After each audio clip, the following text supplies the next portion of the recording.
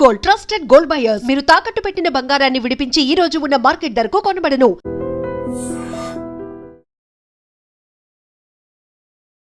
Welcome to I dream. నా పేరు లుంబిని.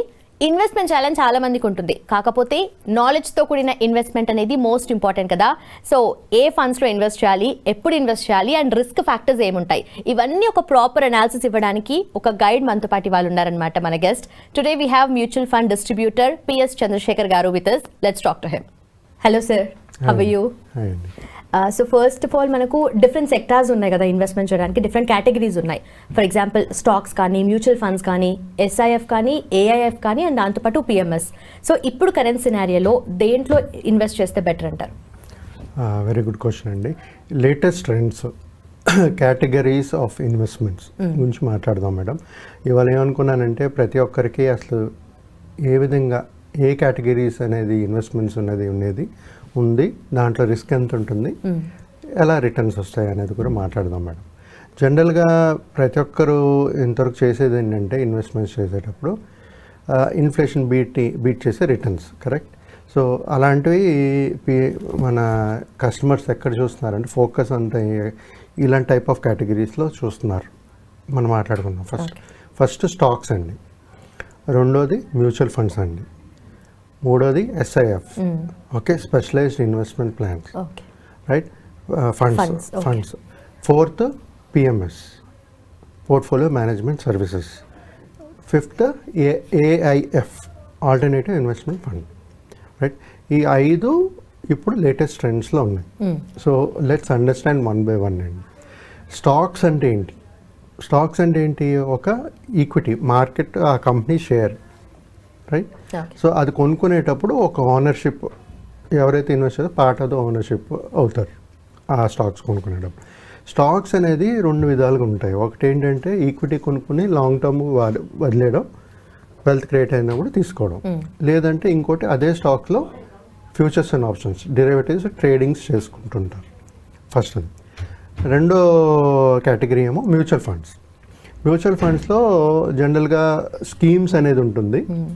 ప్రతి ఒక్క AMC స్కీమ్స్ లాంచ్ చేస్తారు. వేరే కేటగిరీస్ ఉంటుంది దీంట్లో కూడా, ఈక్విటీ అని, డెప్ట్ అని, హైబ్రిడ్ అని చాలా ఉంటాయి.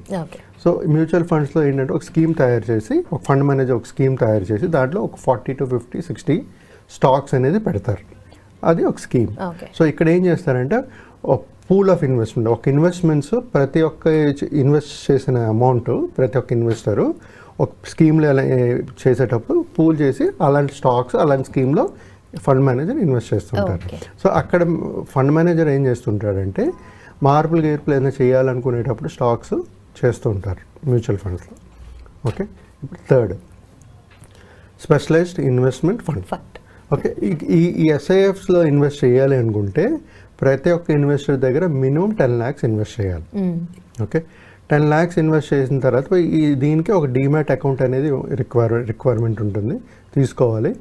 ఒకవేళ ఈ SIFలో ఇన్వెస్ట్ చేస్తూ ఒక వాల్యూ కానీ 10 lakhs కంటే తక్కువ పడిపోయింది అనేటప్పుడు వాళ్ళు ఎగ్జిట్ అయ్యే ఛాన్సెస్ ఉంటాయి. Okay, right. ఇప్పుడు SIF అయింది. Next will go to PMS అండి. PMS అంటే పోర్ట్ఫోలియో మేనేజ్మెంట్ సర్వీసెస్. ఇక్కడ మోస్ట్లీ డెరివేటివ్స్ ట్రేడింగ్ అవుతుంటుంది. పోర్ట్ఫోలియో మేనేజ్మెంట్ ఎక్కువ కొండాలు అమ్మడాలు జరుగుతుంటాయి. ఇక్కడ ఏంటంటే ఇలాంటి పోర్ట్ఫోలియో మేనేజ్మెంట్ సర్వీసెస్ PMSలో మనం ఏం కొంటున్నామో, మనం ఏం అమ్ముతున్నామో అన్ని క్లియర్గా చూడగలుస్తాం. అదే మనం మ్యూచువల్ ఫండ్స్లో చూడడానికి కావద్దు, అది ఓన్లీ ఫండ్ మేనేజర్స్ చేస్తుంటారు. సో PMSలో మాత్రం మొత్తం అన్ని చూడగలుస్తాం. అది 4వది. దాని తర్వాత ఫైనల్గా ఉండేది AIF, alternative investment fund. So ఇక్కడ ఏంటంటే ఎవరైనా ఇన్వెస్ట్ చేయాలనుకునేటప్పుడు ఒక బిగ్ అమౌంట్ 1 crore అనేది ఇన్వెస్ట్ చేయాలి, మినిమం అమౌంట్. PMSలో 50 lakhs మినిమం అమౌంట్, ఇక్కడేమో 1 crore. SIFలో 10 lakhs మినిమం. సో PMSలో చేసేటప్పుడు ఇది కూడా ఏంటంటే మ్యాక్సిమం ట్రేడింగ్. సో అన్ని స్టాక్స్ ఏది అమ్ముతున్నారు, ఏది అమ్మట్లేదు అన్నీ క్లియర్గా తెలుస్తుంది. ఇప్పుడు మనం కంపేర్ చేసుకుని ట్యాక్సేషన్ పర్పస్ గురించి చూసుకుంటే ఈ అన్నిట్లో స్టాక్స్లో మనం కొనుక్కున్నప్పుడల్లా కొనడం బై సెల్ చేసినప్పుడల్లా ట్యాక్స్ పడుతుంటుంది, రైట్.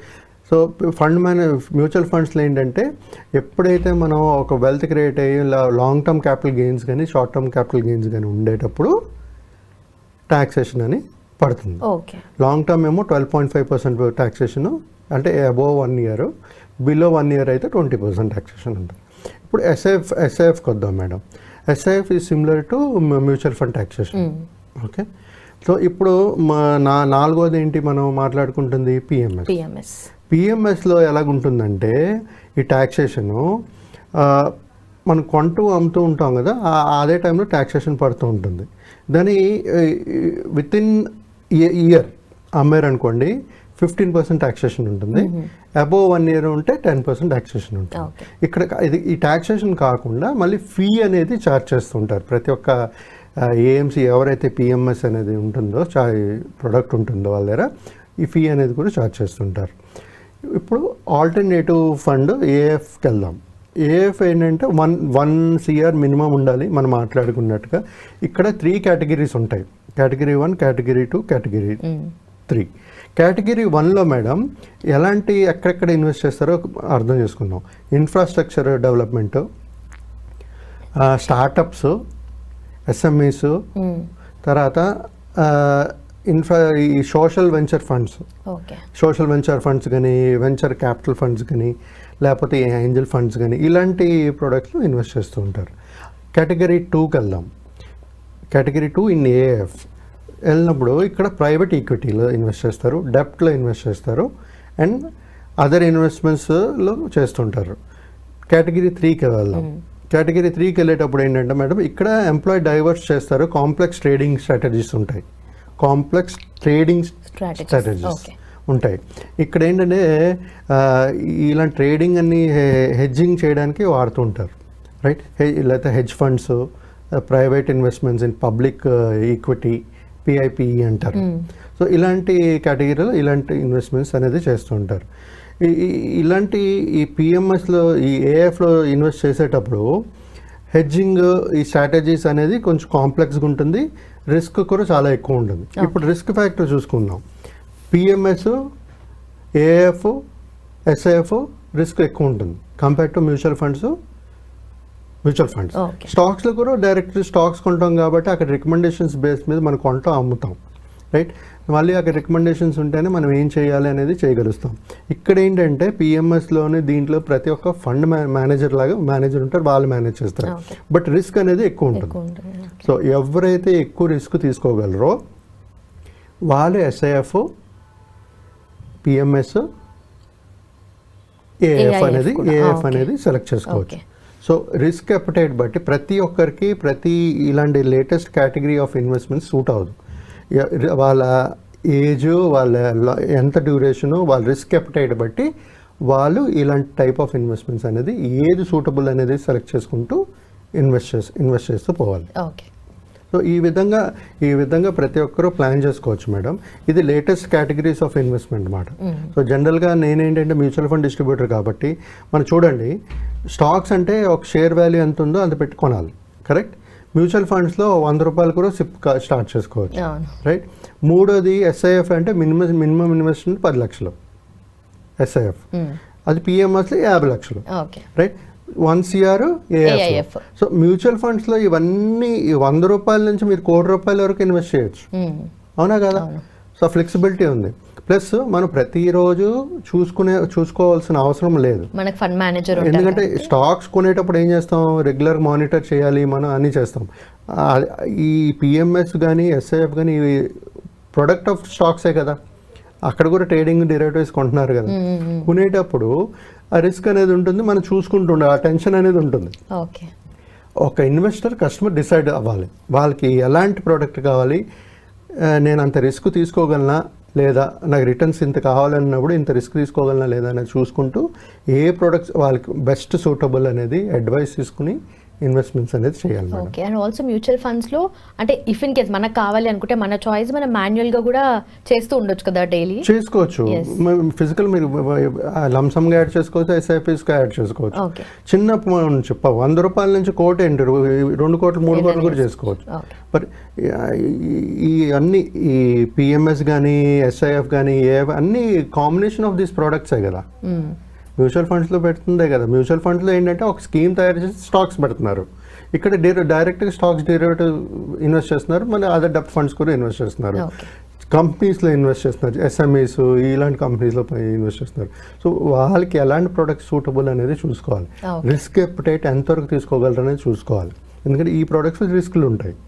మ్యూచువల్ ఫండ్స్లో కూడా రిస్క్ ఉంటుంది, కానీ లాంగ్ టర్మ్ స్ట్రాటజీ అనేటప్పుడు మనం ఫండ్ మేనేజర్ పోర్ట్ఫోలియో బ్యాలెన్సింగ్ చేస్తుంటారు. కాబట్టి ఇంకోటి ఏంటంటే మేడం, మ్యూచువల్ ఫండ్లో మనకి రిస్ట్రిక్షన్స్ అనేది ఉంటుంది. అంటే ఈ కేటగిరీలో ఇంతే పర్సంటేజ్ పెట్టాలని, కానీ పిఎంఎస్లో ఆ రిస్ట్రిక్షన్స్ ఉండవు.